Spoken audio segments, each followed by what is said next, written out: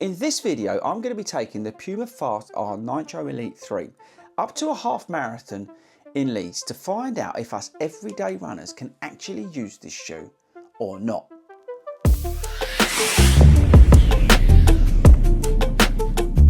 Okay team, so I'm fresh off the train after travelling back from Leeds, from Yorkshire, where I completed the Leeds half marathon today. So there's a lot of positivity about this shoe at the moment in terms of the data, in terms of the sort of feedback and the lab results and all that sort of wizardry stuff that's going on now. There's a lot of big claims with this shoe, and it's been used in Boston at the London Marathon, and there was the Sub 3 project from Puma, which cost them a lot of money. But yeah, everybody from the Puma team and some of the reviewers who are faster than me have been loving this shoe apparently. But yeah, I wanted to find out what this shoe would be like for me and somebody who runs my sort of times. Is this a shoe that a sub 4-hour marathon runner or a 140, 135 half marathon runner can get on with? So that was my job today in Leeds, and I've just got back. I ran 141 on my watch. I'm waiting for the official time to come through, and you can see my splits up here. I ran pretty steady. It was very hot and there was quite a decent amount of elevation. It was up and down,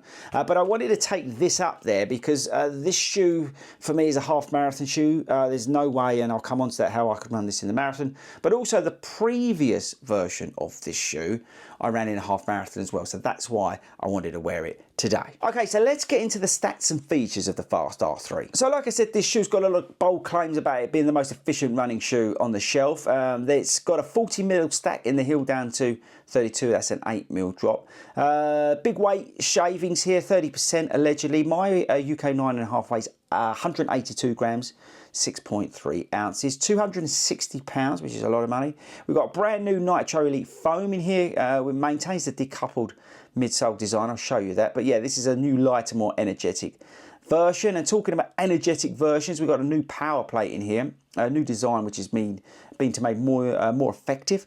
We've got a new ultra weave upper. We've got some clever stuff going on about where they've cut the midsole out apparently where we don't need it. We've got a little bit of Puma grip on the outsole. It does fit narrow, but this is a UK 9.5 and they were absolutely fine today. So should we take a closer look? So like I said, we've got a new power plate design. This is running full length and it actually ends here. This is to help with the toe off. New Nitro foam running full length of the shoe, and you've got that decoupled design that I was talking about. Now this does affect the heel, and I'll come on to that in just a minute. There's your ultra weave upper, which is lovely. Like I said, you've got a little bit of Puma grip here, a nice thin piece, and then you've got a little bit of rubber back here, but this is the main bit of grip up there. Enough foam in the heel to make it sort of comfortable-ish, but this is a racing shoe, which is good. An extremely thin tongue, and that's probably about it. Okay, so like I said, you've seen the splits. In terms of pace today, I was running, I would say, pretty steady. It was extremely hot out there and it was hard work, but the shoe, the faster I got, as you'd expect with the shoe as this aggressive, got better. So like even at one point we was down to sort of 645, 650 per mile. Apologies, I don't know what that is in kilometers, but basically the more I stepped on it, the more the shoe came alive, as you'd expect. This Nitro foam definitely feels more energetic, and you can feel it working with this plate. It is aggressive, but over that distance today, it was the perfect shoe for me, actually, in terms of what I was looking for. As I said, I wanted to run pretty fast, but respect the course at the same time, respect the weather.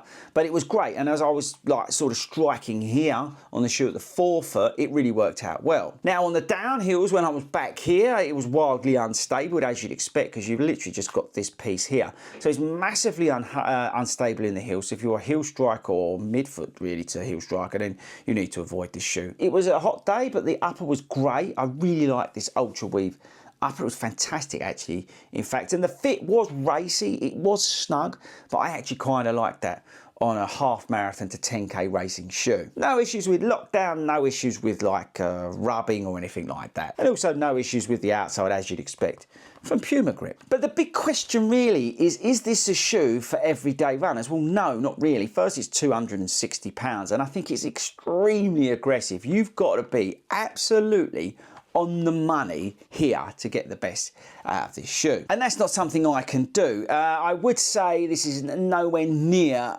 even on the sort of stratosphere to be contemplated for me to wear it in a marathon. There's no way I could wear that, and that's not a shoe problem, that's a me problem.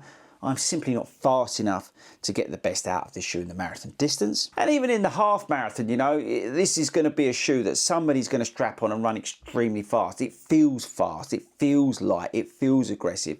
So in the right hands or feet, it's going to be a brilliant shoe, it really is. So I can understand actually one of those statements about the data and the shoe being super aggressive, super energy efficient and all this kind of claims that's out there. I can understand that, to be honest with you, because it really does feel extremely lightweight and extremely fast. But as I said, this is definitely not a shoe for us mere mortals. You need to go and get the Elite 3. Or even the Deviate Nitro Elite 3. I think that's a much more capable shoe, especially for the marathon distance. But the Elite 3 also is probably, well, it is actually less aggressive than this. Don't get me wrong, this is a lot of fun, and I absolutely loved being in this shoe today, and I'm really lucky. I got sent this shoe by PUMA. It's £260, so I'm extremely lucky. But I think for us mere mortals, I think the Elite 3, the Deviate Nitro Elite 3 is definitely a better shout than this. But that's not to take anything away from this shoe, because this is a fantastic shoe. I can understand where all the hype comes from. I can understand why people are loving this. This is a brilliant shoe, and I will run this again when I get the chance. I've got some other shoes that I've got to run over the next few weeks in terms of racing shoes.